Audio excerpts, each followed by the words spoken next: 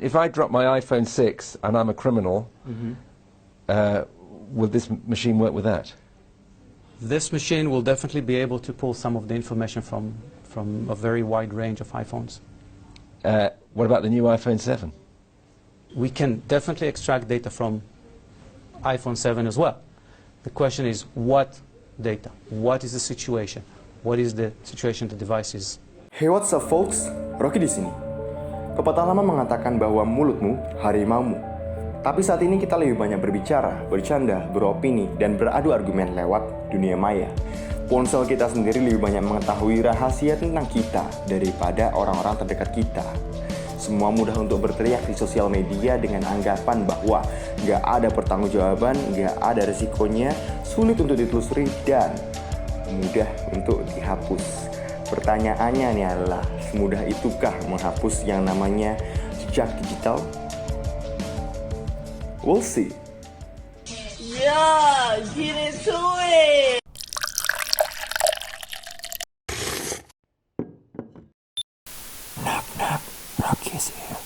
Oke folks, saat ini sangat mudah nih untuk bisa bersuara di sosial media.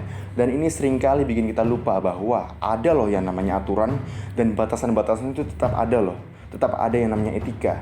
Dan yang paling penting adalah semua ada pertanggungjawabannya. Nah, dengan banyaknya kasus-kasus ujaran kebencian yang bahkan berujung sampai terjadinya kerusuhan dan keributan, ini menunjukkan bahwa perlu adanya kesadaran dari masing-masing kita bahwa interaksi dalam sosial media pun harus diperhatikan.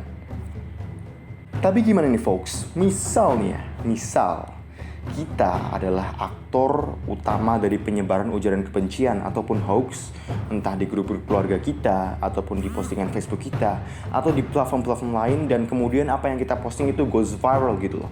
Viral, menimbulkan keributan, menimbulkan kerusuhan, menimbulkan huru-hara.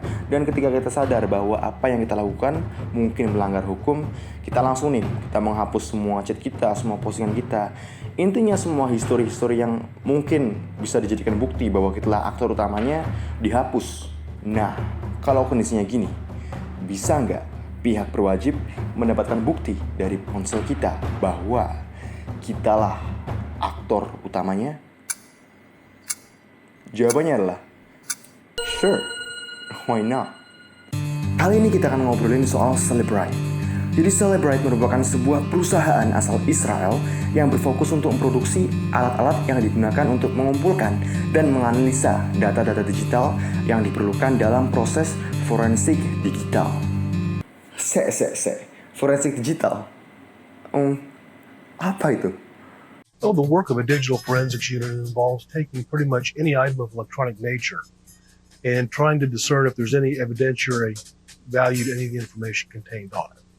This can be a cell phone, a computer, a part of a network routing system, and it's our job to go in and retrieve that information and put it in a format that the detective can understand. Cukup jelas toh? Back to topic. Jadi, produk-produk Cellebrite pada awalnya hanya diperjualbelikan kepada pihak-pihak berwenang di negara-negara tertentu saja. Nah, yang bikin Cellebrite ini sakti banget nih sampai jadi andalan para ahli forensik digital adalah kemampuannya untuk mengorek data dari ponsel dari berbagai vendor, entah itu Apple, Samsung lah, Nokia lah, baik ketika mereka dalam kondisi BAView maupun dalam kondisi AView. Apalagi itu toh?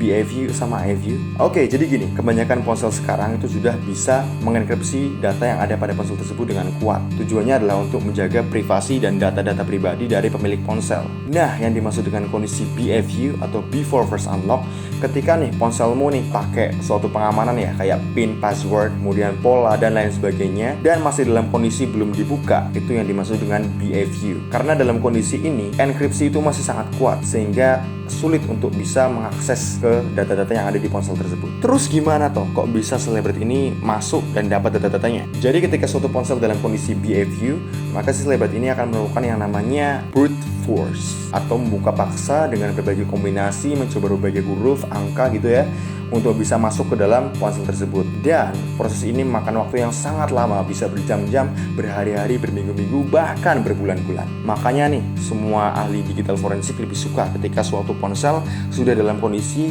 AFU atau After First Unlock, yaitu kondisi ketika ponsel yang tadinya dikunci itu sudah dibuka. Karena ketika dalam kondisi AFU, enkripsi yang ada itu sudah nggak sekuat dalam kondisi BFU, dan kunci-kunci yang digunakan untuk dekripsi pun sudah banyak tersimpan di memori. Jadi ini lebih mudah, lebih cepat, dan lebih efisien. Gini, tapi kok bisa Celebrite secanggih itu? Nah, jadi ini karena selama proses ekstraksi data, Celebrite ini menggunakan yang namanya kerentanan zero day pada masing-masing vendor. Nah, Celebrite ini sangat merahasiakan nih kerentanan zero day apa yang mereka manfaatkan di masing-masing vendornya. Karena ya mereka ingin tetap bisa menggunakan alat mereka untuk bisa mengekstraksi data-data seperti identitas ponsel, pesan-pesan yang ada di ponsel tersebut, akun-akun yang ada pada ponsel tersebut, log panggilan lengkap sampai kapan kalian terakhir kali menghubungi seseorang yang ada di kotak-kotak kalian, file-file seperti foto, video, dan dokumen-dokumen, bahkan sampai ke riwayat perjalanan kalian yang diambil dari aktivitas penggunaan maupun riwayat koneksi wifi.